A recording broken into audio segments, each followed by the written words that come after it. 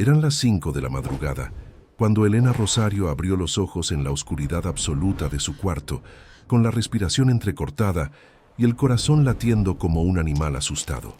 No era una pesadilla lo que la había despertado, sino el sonido inconfundible de los autos llegando a su casa, el chirrido de los frenos, las voces de hombres gritando órdenes, los pasos pesados pisando su terraza de baldosas de barro cocido. Elena se levantó lentamente, temblando, y caminó hasta la ventana sin encender la luz.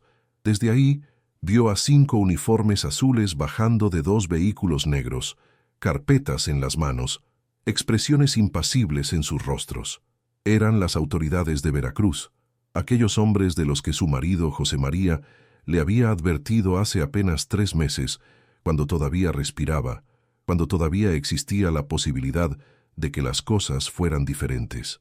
Pero José María había partido una madrugada como esta, llevado por un aneurisma que no le dejó tiempo ni para despedirse de Elena, ni para besar a sus hijos Tomás de 16 años y Lupita de 13, ni para dejar instrucciones claras sobre qué hacer con el negocio, con la casa, con todo aquello que había construido a lo largo de 32 años de matrimonio.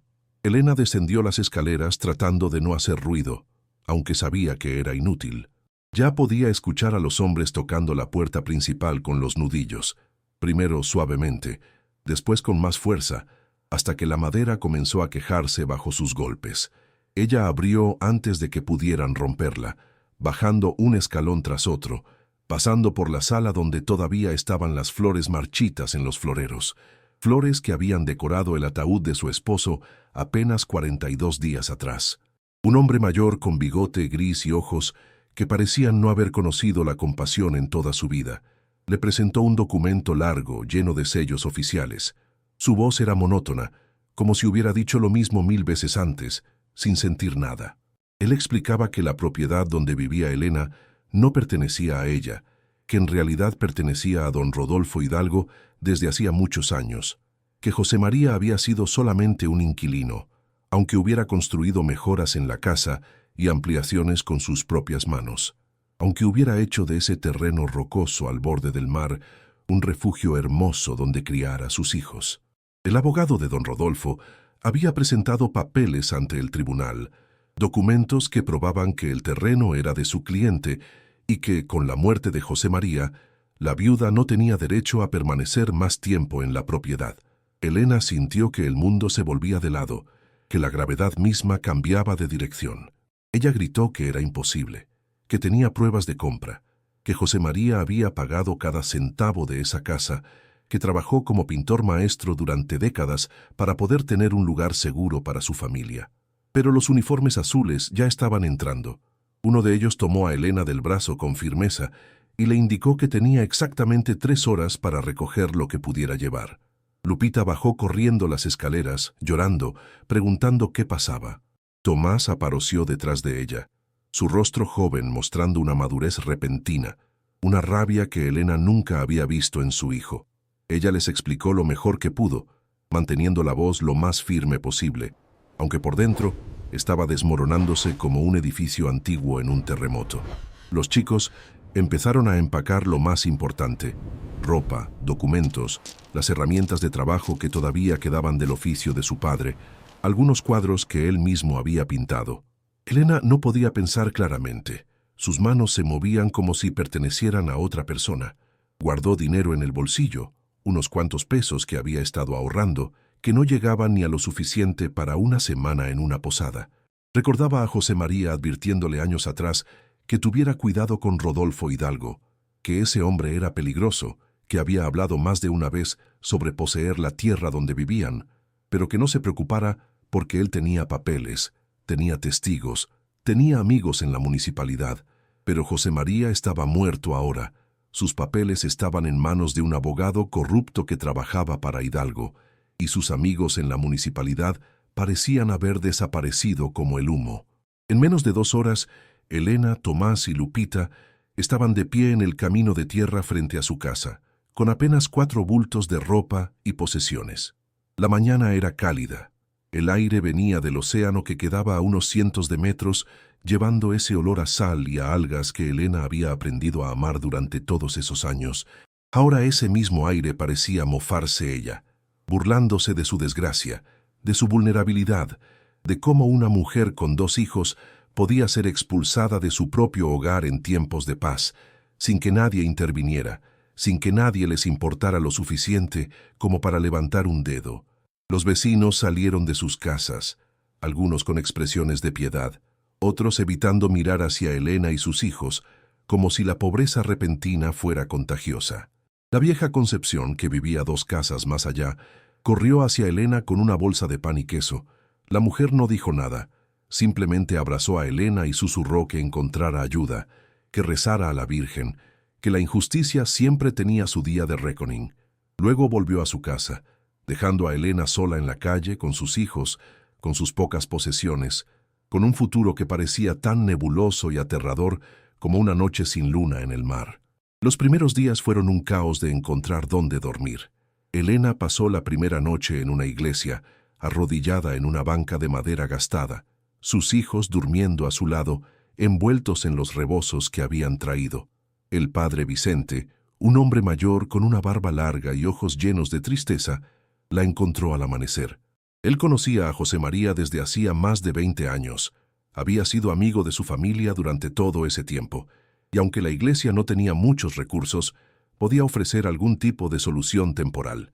El cura le habló de un lugar que había estado abandonado durante mucho tiempo, un faro viejo situado en los acantilados rocosos a las afueras de Puerto Arturo, a unos 20 kilómetros de donde Elena había vivido toda su vida. El faro había dejado de funcionar hace 30 años, cuando se construyó uno nuevo más lejos hacia el norte, en un sitio con mejor acceso a las rutas de navegación. La gente del pueblo decía que el viejo faro estaba embrujado, que por las noches se escuchaban sonidos extraños, que hacía años un guardián había desaparecido sin dejar rastro y que nadie se atrevía a acercarse después de que oscurecía. Pero el padre Vicente dijo que si Elena era lo suficientemente valiente, ese lugar podía ser un refugio, al menos por un tiempo, mientras pensaba en qué hacer. No era ideal, pero era mejor que las calles, mejor que depender de la caridad de extraños que apenas podían alimentarse a sí mismos. Elena miró a sus hijos, vio el miedo en los ojos de Lupita, vio la determinación juvenil en el rostro de Tomás, quien ya le había dicho que buscaría trabajo, que ayudaría a mantener a la familia, que no importaba dónde tuvieran que vivir.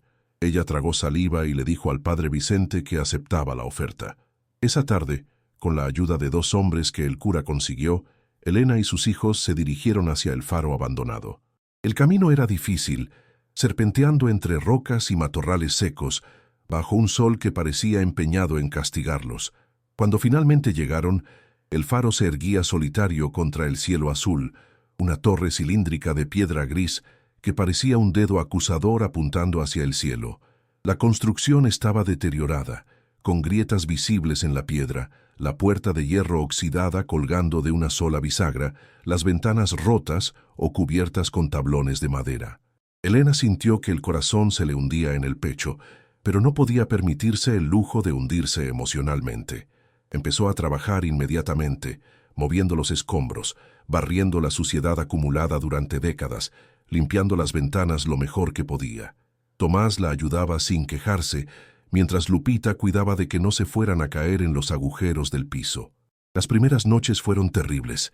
El viento aullaba a través de las grietas, creando sonidos que parecían voces de gente sufriendo, y Lupita lloraba asustada, preguntando si realmente había fantasmas. Elena la abrazaba y le decía que eran solo historias, que no había nada que temer excepto lo que era real, excepto la pobreza y la incertidumbre de no saber qué sería de ellos. Tomás ayudaba a su madre a recolectar agua de lluvia en barriles viejos, a pescar en las rocas durante la marea baja, a preparar comidas simples con lo poco que tenían. Elena salía a la villa cada 2 o 3 días, caminando los largos kilómetros bajo el calor, vendiendo los pescados que su hijo había capturado, los mariscos que recolectaban de las piedras. Los precios que le ofrecían eran miserables, pero eran suficientes para comprar un poco de arroz, frijoles, maíz para hacer tortillas. Pasaban los días así, en una rutina de supervivencia, de intentar mantener viva la esperanza de que algún día las cosas mejorarían, de que alguien notaría la injusticia que se había cometido y haría algo al respecto. Pero nadie hacía nada.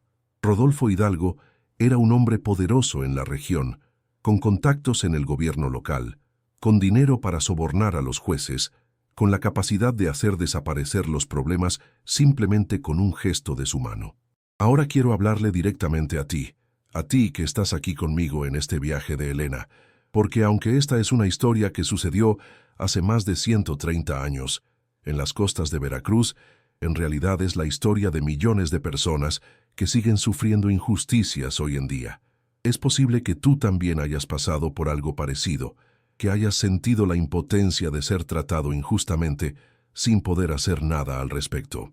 Quizás has perdido algo importante, alguien importante, y tuviste que comenzar de nuevo desde cero. Yo quiero que sepas que este canal existe para ti, que cada historia que comparto aquí existe porque creo que tu voz merece ser escuchada, que tu dolor merece ser reconocido, que tu resistencia merece ser celebrada. Por eso te estoy pidiendo algo que es muy importante para mí y para este canal. Quiero que hagas dos cosas. Primero, quiero que te suscribas si aún no lo has hecho, porque cada suscriptor es como un amigo que me acompaña en esta misión de contar historias de gente como Elena, de gente común y corriente que hace cosas extraordinarias cuando no tiene nada que perder. Pero más importante que eso, quiero que bajes a los comentarios y me cuentes tu historia. Cuéntame sobre una injusticia que hayas sufrido, o sobre alguien en tu familia que haya pasado por algo similar. O si prefieres, cuéntame qué hizo Elena diferente en tu corazón, qué parte de su historia te tocó más profundamente. Y también, por favor, sugiere historias que te gustaría que contara aquí, porque este canal es tuyo tanto como mío. Es un espacio para compartir y para crecer juntos.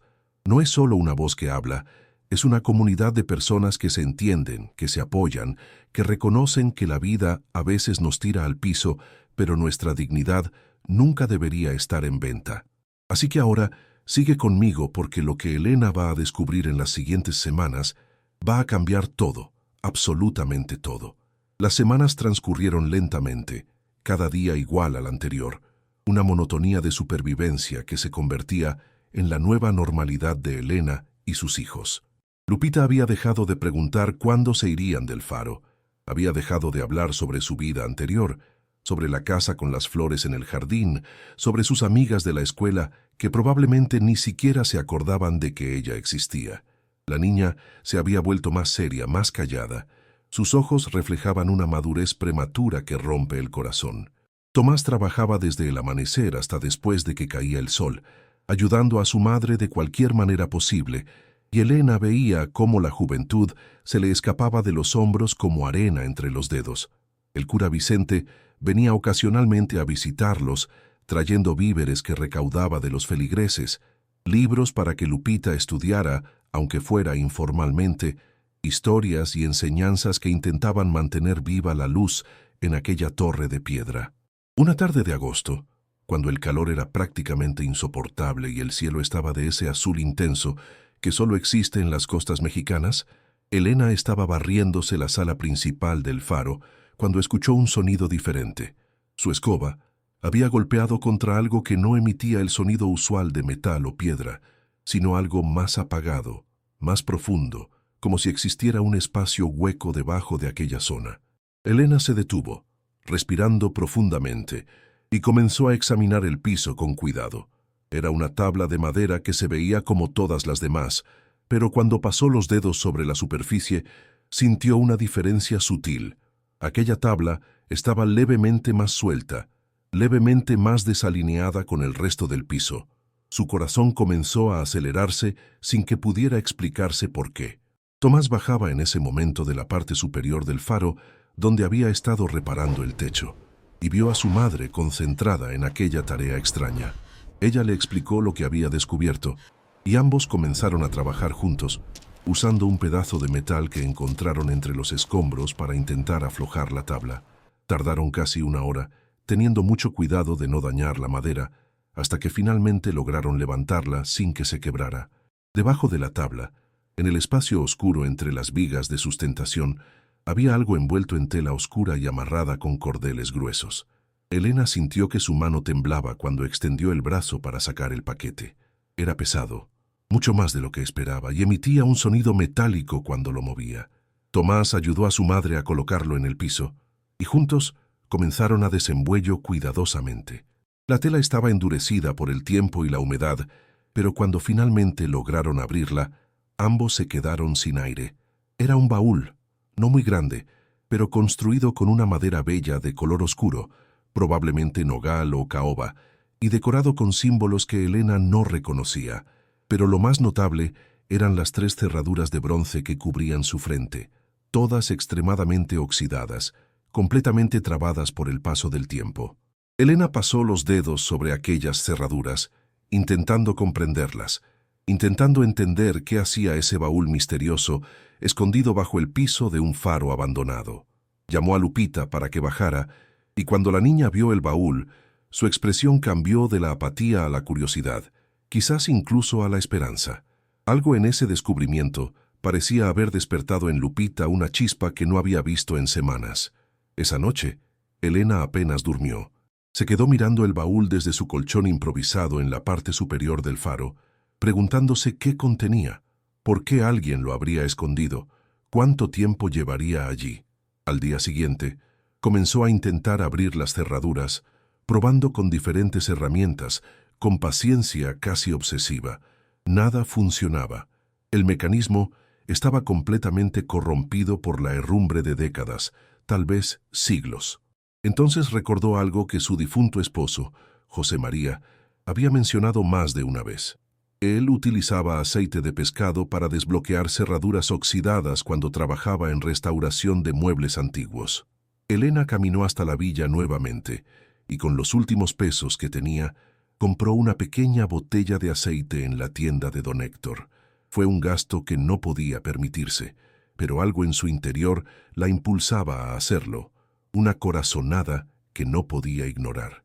De regreso en el faro, Elena comenzó a aplicar el aceite en las cerraduras, gota a gota, trabajando el líquido hacia el interior de los mecanismos con paciencia infinita. Pasaron 2 días, y entonces, en la tercera noche, mientras trabajaba a la luz de una vela de sebo que parpadeaba débilmente, escuchó un clic suave, profundo, definitivo. La primera cerradura se había abierto. El corazón de Elena saltó en su pecho como un animal salvaje. Continuó con las siguientes 2, repitiendo el proceso, aplicando más aceite, siendo más paciente que nunca. La segunda cerradura se dio después de varias horas más. La tercera fue la más difícil, pero Elena no estaba dispuesta a rendirse. Algo le decía que dentro de ese baúl había respuestas, había significado, tal vez incluso había esperanza. Cuando finalmente la tercera cerradura se abrió, eran casi las 2 de la madrugada. Tomás y Lupita dormían arriba, en la habitación que habían preparado. Elena estaba sola, iluminada solo por la vela, en el silencio profundo de la madrugada en el faro. Con las manos temblando, levantó lentamente la tapa del baúl. El olor que salió de dentro del baúl fue la primera sorpresa, un olor antiguo, a papel viejo, a metal oxidado, a algo que había estado guardado y preservado durante un tiempo imposiblemente largo. A la luz de la vela, Elena vio el contenido y su primer pensamiento fue de decepción. No había oro, no había joyas, no había nada que pareciera tener valor monetario inmediato, solo papeles, muchos papeles. Pero mientras miraba más de cerca, sus ojos comenzaron a adaptarse a lo que veía. Había mapas, decenas de mapas dibujados a mano en papel amarillento, mostrando la costa, marcaciones de rocas peligrosas, profundidades del agua, corrientes marítimas. Había documentos oficiales con sellos imperiales, algunos tan antiguos que la tinta estaba prácticamente desvanecida, y había 3 bolsas de cuero, pequeñas pero pesadas, atadas con cordón grueso. Elena tomó una de las bolsas con las manos temblando y desató el cordón. Su corazón casi se detiene cuando vio el contenido. Monedas, monedas de oro y plata, muchas de ellas, brillando incluso a la luz mortecina de la vela. Pero más importante que el dinero, aunque esto era increíble en sí mismo, fue cuando encontró el libro. Un volumen grueso encuadernado en cuero negro, con páginas amarilladas por el tiempo. No tenía título en la tapa. Elena lo levantó con cuidado, sintiendo el peso de los años en sus manos, y lo abrió en la primera página. Vio una escritura elegante, trémula, hecha con tinta que ya estaba marrón por la edad.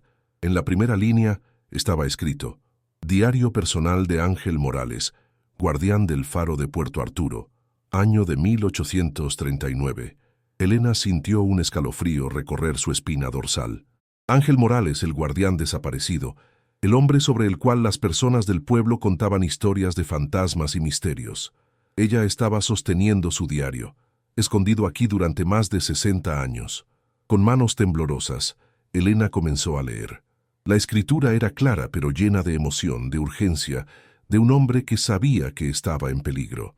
Ángel comenzaba el diario explicando que necesitaba registrar todo lo que estaba viendo, todo lo que había descubierto, porque su vida corría peligro y no sabía si viviría para contar la historia.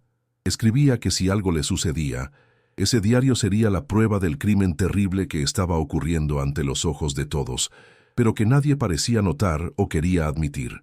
Elena giraba las páginas, leyendo cada vez más rápido, cada vez más horrorizada. Ángel contaba una historia aterradora. Había descubierto que barcos estaban siendo atraídos deliberadamente hacia las rocas peligrosas en las noches de tormenta. Alguien apagaba el faro propositalmente, dejando a los navíos sin referencia en la oscuridad, haciendo que se estrellaran contra las rocas traicioneras que rodeaban Puerto Arturo.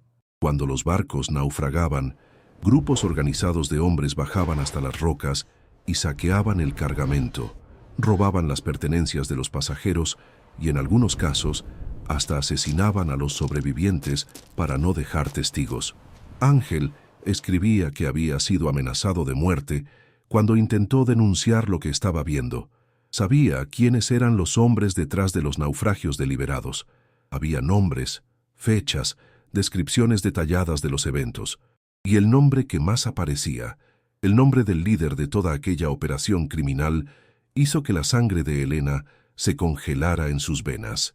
Rodolfo Hidalgo, el mismo hombre que le había robado la casa a su familia. Elena leyó aquel nombre 3 veces para asegurarse de que no estaba imaginando, de que no era el estrés y la falta de sueño creando ilusiones en su mente. Pero era real. Estaba allí en la página, escrito con la misma letra elegante y temblorosa. Ella continuó leyendo con aún más atención.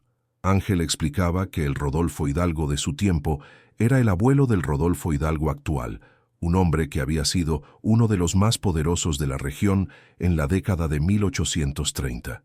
Dueño de tierras extensas, de negocios variados, pero secretamente envolvido en piratería y robo de cargas naufragadas. Ángel describía cómo funcionaba el esquema. En las noches de tormenta, cuando los barcos se aproximaban a la costa, Hidalgo mandaba a hombres para apagar el faro. Los navíos, sin la luz para guiarse, terminaban chocando contra las rocas. Entonces, los hombres de Hidalgo bajaban como buitres y se llevaban todo lo que podían: oro, plata, telas finas, especias, herramientas, armas. Todo era robado y después vendido en otras provincias, lejos de donde pudiera ser rastreado. Ángel había intentado denunciar, pero Hidalgo tenía jueces en su bolsillo, autoridades que hacían su voluntad. Nadie creería la palabra de un simple guardián de faro contra un hombre tan poderoso. Entonces, Ángel hizo lo único que podía hacer. Comenzó a documentar todo meticulosamente. Registró cada naufragio, cada nombre involucrado, cada lugar donde el oro robado estaba siendo escondido. Dibujó mapas mostrando puntos de almacenamiento en las cavernas cercanas y los bosques, y guardó todo en aquel baúl, escondiéndolo bajo el piso del faro, esperando el día en que alguien lo encontrara y pudiera finalmente hacer justicia. La última entrada del diario era del 23 de mayo de 1841. Ángel escribía que sabía que lo iban a matar. Había sido amenazado directamente por Hidalgo, pero no iba a huir. Iba a continuar en el faro haciendo su trabajo, porque era su deber proteger a los navegantes. Terminaba el diario con una frase que destrozó el corazón de Elena. Si estás leyendo esto, significa que ya estoy muerto. Por favor, no permitas que mi muerte sea en vano. Usa estas pruebas para traer justicia. Firmado, Ángel Morales. Elena cerró el diario con lágrimas escurriendo por su rostro. Aquel hombre valiente había muerto intentando hacer lo correcto, y su muerte nunca fue vengada. El crimen continuó escondido durante más de 60 años. La familia Hidalgo continuó prosperando, construyendo su fortuna sobre sangre y sufrimiento. Y ahora, la injusticia volvía a repetirse. Ahora el descendiente de aquellos criminales le había robado su hogar, le había quitado la seguridad de su familia, la había lanzado a ella y a sus hijos a la miseria. Cuando Tomás bajó por la mañana, encontró a su madre todavía sentada junto al baúl, rodeada de papeles, mapas y el diario. El muchacho vio inmediatamente que algo grave había ocurrido, que algo había cambiado en la noche. Elena le explicó todo lo que había descubierto. Le mostró el diario. Le permitió que leyera las partes más importantes por sí mismo. Mientras Tomás leía, Elena vio cómo la rabia reemplazaba la incertidumbre en su rostro, cómo sus manos se apretaban en puños, cómo sus ojos adquirían una dureza que no había estado allí antes. Cuando Tomás terminó, levantó la vista hacia su madre y preguntó en voz baja si iban a hacer algo al respecto, si realmente permitirían que Rodolfo Hidalgo continuara prosperando mientras ellos sufrían. Elena miró a su hijo, después miró el diario en sus manos, después miró el baúl lleno de evidencias. No sabía la respuesta. ¿Cómo una viuda empobrecida, viviendo en un faro abandonado con 2 hijos, podría enfrentarse a uno de los hombres más poderosos de la región, un hombre que había demostrado ser capaz de corromper jueces, de falsificar documentos, de destruir vidas sin ningún remordimiento? Ella guardó el diario de regreso en el baúl, cerró la tapa y lo cubrió nuevamente con la tela. Le dijo a Tomás que necesitaban pensar cuidadosamente antes de hacer cualquier cosa. Si contaban a las personas equivocadas, podrían terminar muertos como Ángel Morales, pero si no hacían nada, estarían traicionando la memoria de aquel hombre valiente y permitiendo que la injusticia continuara reinando. Elena pasó los días siguientes en reflexión profunda.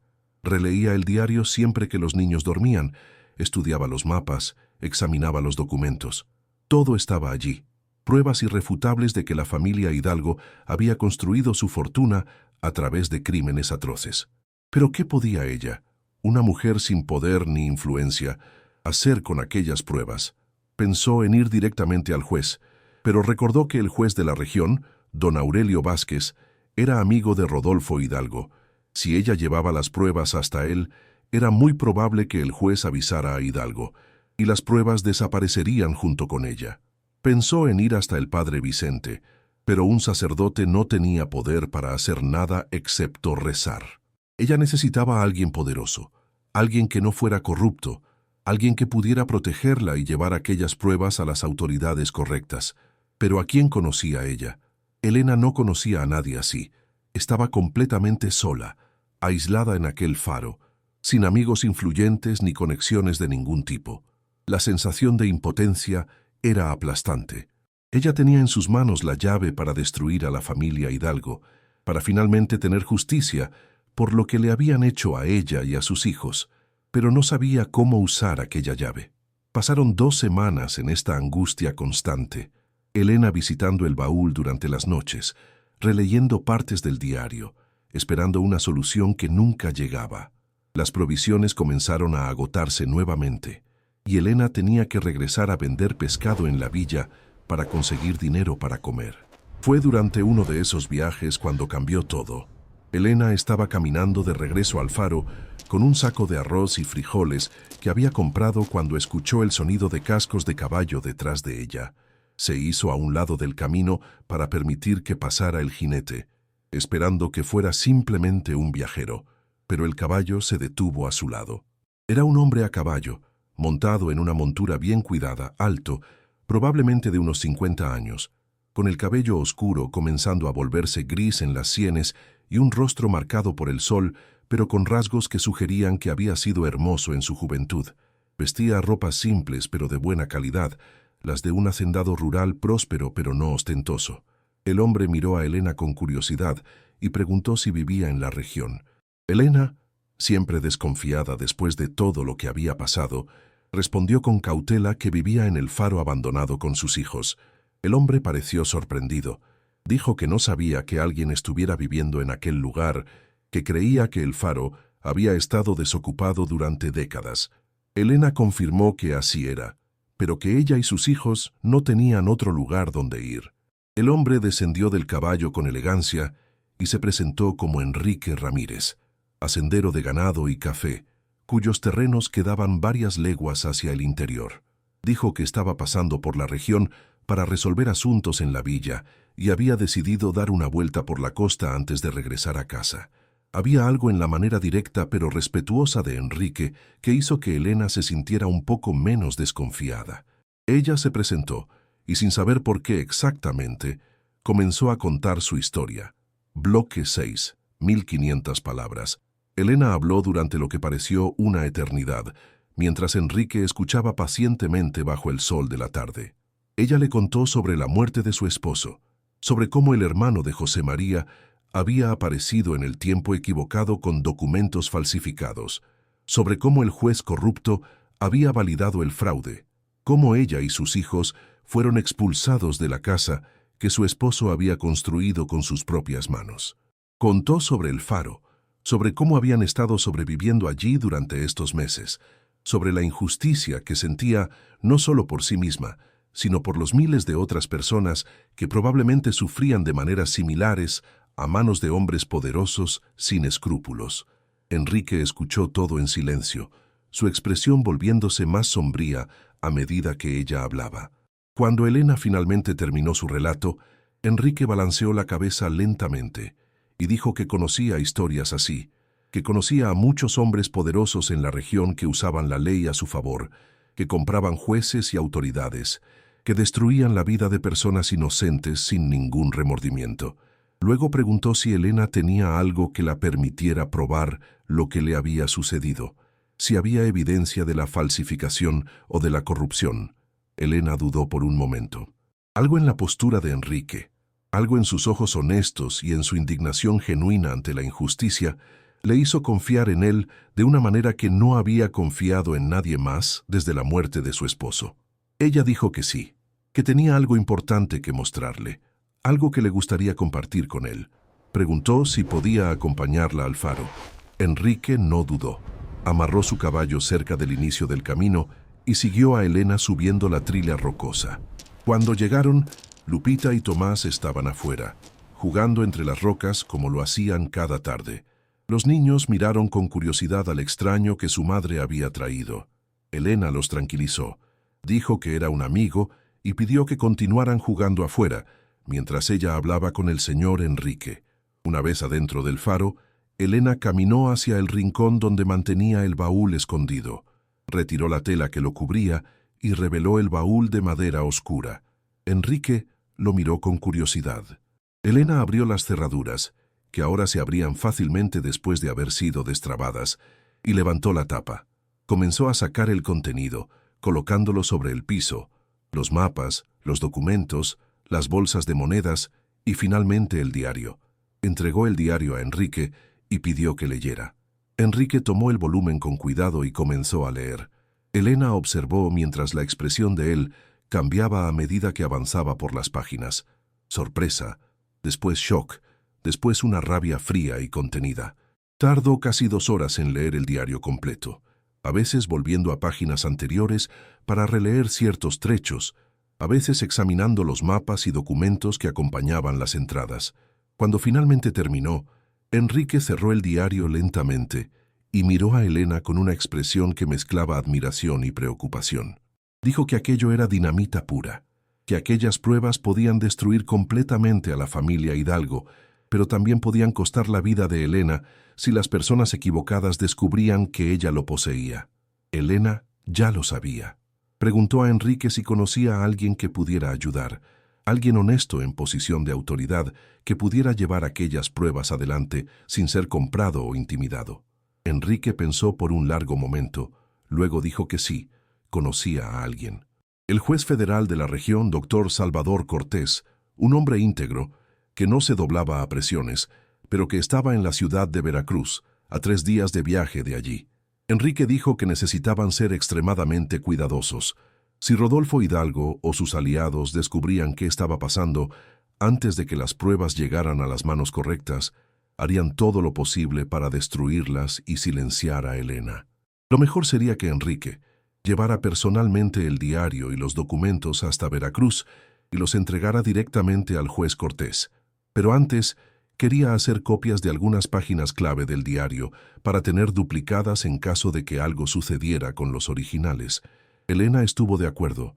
Por primera vez en meses, sintió una chispa de esperanza. Finalmente había alguien dispuesto a ayudarla, alguien que tenía los medios y el coraje para hacer lo que era correcto. Enrique dijo que regresaría al día siguiente con material para hacer las copias. También dijo que a partir de ese momento, Elena y los niños estaban bajo su protección. Si Rodolfo Hidalgo o cualquier otro intentaba hacerles daño, tendrían que responder ante él.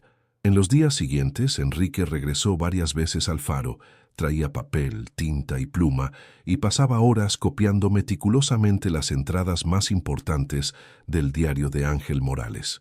También hizo copias de los mapas y de los documentos más relevantes. Mientras trabajaba, él y Elena conversaban. Enrique contó sobre su propia vida. Era viudo hacía 7 años. Su esposa había muerto durante un parto que también se llevó al bebé. Desde entonces vivía solo en su hacienda, dedicado solo al trabajo e intentando hacer una diferencia en la vida de las personas que trabajaban para él. Enrique tenía principios firmes. Se negaba a usar trabajo esclavo en sus tierras, prefiriendo contratar trabajadores libres y pagarles justamente. Esto lo hacía una figura controvertida entre otros hacendados, que lo consideraban un idealista tonto. Pero a Enrique no le importaba la opinión de otros. Creía que la esclavitud era una mancha moral en el imperio, y que ninguna riqueza construida sobre el sufrimiento ajeno valía la pena. Elena se encontró admirando a aquel hombre. Su fuerza, su integridad, su disposición de arriesgar su propio confort y seguridad para ayudar a una completa extraña. Hacía mucho tiempo que ella no encontraba bondad genuina en el mundo, y por primera vez desde la muerte de José María, Elena sintió una conexión con alguien que iba más allá de la mera supervivencia. Cuando las copias estuvieron listas, Enrique preparó todo para el viaje a Veracruz. Guardó el diario original de Ángel Morales, los documentos y algunos de los mapas más importantes en una cartera de cuero. Las copias se quedaron con Elena, escondidas en el baúl. Enrique también dejó dinero suficiente para que Elena comprara comida para ella y los niños durante su ausencia. Dijo que el viaje tomaría al menos 8 días, contando la ida, la vuelta y el tiempo necesario para presentar todo ante el juez. Antes de partir, Enrique hizo que Elena prometiera que sería extremadamente cuidadosa, que no contaría a nadie sobre lo que habían descubierto, que no se acercaría a Rodolfo Hidalgo ni a nadie de su familia. Elena prometió, abrazó a sus hijos y los 3 vieron a Enrique partir a caballo, descendiendo la trilla en dirección a la carretera que llevaba hacia el interior. Los días que siguieron fueron de angustia y expectativa. Elena apenas podía dormir, pensando en todo lo que podría salir mal. ¿Y si Enrique sufriera un accidente en el camino? ¿Y si el juez Cortés no fuera tan honesto como Enrique creía? ¿Y si Rodolfo Hidalgo descubriera de alguna manera lo que estaba pasando? Las posibilidades terribles giraban en su mente como un torbellino. Pero en el 8.º día, cuando Elena ya estaba comenzando a desesperar, vio un jinete subiendo por la trilla. Era Enrique. Había regresado. Elena corrió a su encuentro, el corazón latiendo fuertemente. Por la sonrisa cansada pero satisfecha en el rostro de Enrique, ella supo que había buenas noticias. Enrique desmontó y contó todo. El juez Cortés había leído el diario y examinado los documentos con creciente incredulidad. Confirmó que aquellas eran pruebas más que suficientes para abrir investigaciones criminales. Más que eso, algunas de las informaciones en el diario conducían a crímenes que todavía podían ser procesados incluso después de tantos años. El juez había inmediatamente emitido órdenes de búsqueda y decomiso y había enviado oficiales de justicia para iniciar las investigaciones. Enrique dijo que en las próximas semanas muchas cosas iban a suceder. Rodolfo Hidalgo sería investigado, sus registros serían examinados, testigos serían buscados y, Basándose en los mapas de Ángel Morales, expediciones serían organizadas para intentar localizar los esconderijos donde el oro robado había sido enterrado décadas atrás. Elena podía apenas creer. Finalmente, después de tanto sufrimiento, la justicia estaba comenzando a ocurrir. Sintió lágrimas rodando por su rostro, pero eran lágrimas de alivio y esperanza. Beatriz e Isabel, viendo a su madre llorar, corrieron para abrazarla. Enrique observó la escena con una sonrisa gentil. Las semanas siguientes fueron intensas. Noticias llegaban constantemente a través de Enrique, quien se aseguraba de mantener a Elena informada de cada desarrollo. Rodolfo Hidalgo fue convocado para prestar declaración. Cuando fue confrontado con las pruebas, intentó negarlo todo. Alegó que el diario era falso, que era una conspiración contra su familia, pero los documentos eran irrefutables, los mapas eran precisos. Y cuando las autoridades comenzaron a excavar en los lugares indicados por Ángel Morales, encontraron baúles enterrados conteniendo objetos robados de naufragios, algunos todavía con marcas de navíos específicos que habían hundido décadas atrás. La investigación también reveló que Rodolfo mantenía negocios turbios en el presente.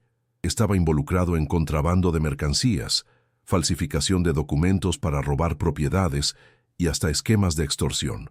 El juez Vázquez, el juez corrupto que había validado los documentos falsos contra Elena, también fue investigado y finalmente fue destituido de su cargo. La propiedad que había sido robada a Elena fue oficialmente devuelta a ella. Más que eso, ella recibió una indemnización por todas las pérdidas y humillaciones sufridas.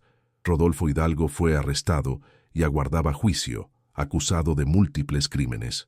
Pero lo que más impactó a Elena fue cuando el juez Cortés declaró que como descubridora y protectora de las evidencias dejadas por Ángel Morales y como heredera moral de su misión de buscar justicia, Elena tenía derecho a un porcentaje significativo del tesoro recuperado en los esconderijos. Era la ley. Tesoros encontrados basados en información descubierta por ciudadanos daba a esos ciudadanos derecho a una parte del valor recuperado. Cuando todos los baúles fueron localizados y su contenido catalogado, la suma era sustancial. Barras de oro y plata, monedas antiguas, objetos de valor que habían sido robados de docenas de navíos a lo largo de los años. Elena recibió una suma que cambió completamente su vida. De viuda miserable viviendo en un faro abandonado, se convirtió en una mujer de posesiones y poder de decisión. Lo primero que Elena hizo con el dinero fue providenciar una lápida digna para Ángel Morales. El valiente guardián nunca había tenido un entierro apropiado, ya que su cuerpo nunca fue encontrado, pero Elena mandó construir un memorial en el cementerio del pueblo, una lápida de mármol con una inscripción que ella misma compuso. Ángel Morales, guardián honrado que murió defendiendo la verdad. Su coraje no fue en vano. Después, Elena compró una casa en el pueblo. No la casa que había perdido. Aquella tenía demasiados recuerdos y demasiado dolor. Compró una casa más grande, más cómoda, con habitaciones espaciosas para los niños y un jardín donde podían jugar con seguridad. Lupita y Tomás finalmente pudieron volver a tener una vida normal. Fueron matriculados en una buena escuela, donde aprendieron a leer y escribir correctamente, a hacer cálculos, a estudiar historia y geografía. Elena también abrió un pequeño negocio, una tienda de arte y artesanías que prosperó rápidamente, ya que ella tenía buen gusto y conocía a las familias importantes del pueblo. El negocio daba ganancias suficientes para mantenerlos cómodamente y todavía permitía que Elena ayudara a otras mujeres en situaciones difíciles, especialmente viudas que, como ella, se habían visto desamparadas. Pero quizás el cambio más importante en la vida de Elena fue Enrique Ramírez. Él continuó visitándola regularmente, incluso después de que todo el caso fue resuelto. Al principio, eran visitas de cortesía de un amigo, verificando que todo estuviera bien. Pero con el tiempo, las visitas se tornaron más frecuentes y prolongadas. Enrique y Elena pasaban horas conversando, descubriendo que compartían valores, sueños y una visión del mundo muy similar. Lupita y Tomás adoraban a Enrique. Él los trataba con cariño y respeto. Traía pequeños regalos, Contaba historias divertidas de su hacienda, enseñaba sobre caballos y plantaciones. Los niños comenzaron a llamarlo Tío Enrique y después, con el tiempo, simplemente Enrique, como si fuera parte natural de la familia. Elena se dio cuenta de que se estaba enamorando. No era la pasión impetuosa de la juventud que había sentido por José María. Era algo más maduro, más profundo. Era admiración, respeto, compañerismo. Era saber que al lado de aquel hombre estaba segura, valorizada, respetada. Y por las miradas que Enrique le dirigía, por la manera en que sus dedos tocaban los de ella cuando conversaban, Elena sabía que él sentía lo mismo. Fue en una noche de primavera, casi 3 años después de haberse conocido, que Enrique finalmente declaró sus sentimientos. Estaban sentados en el jardín de la casa de Elena, observando las estrellas mientras los niños dormían adentro. Enrique tomó la mano de Elena y dijo que ella había transformado su vida, que antes de conocerla solo existía, trabajaba, vivía una rutina vacía, pero ella había traído color y significado de regreso a su vida. Dijo que la amaba y quería pasar el resto de sus días a su lado si ella aceptaba. Elena sintió lágrimas de felicidad escurriendo por su rostro. Respondió que sí, que también lo amaba, que sería un honor y una alegría pasar la vida a su lado.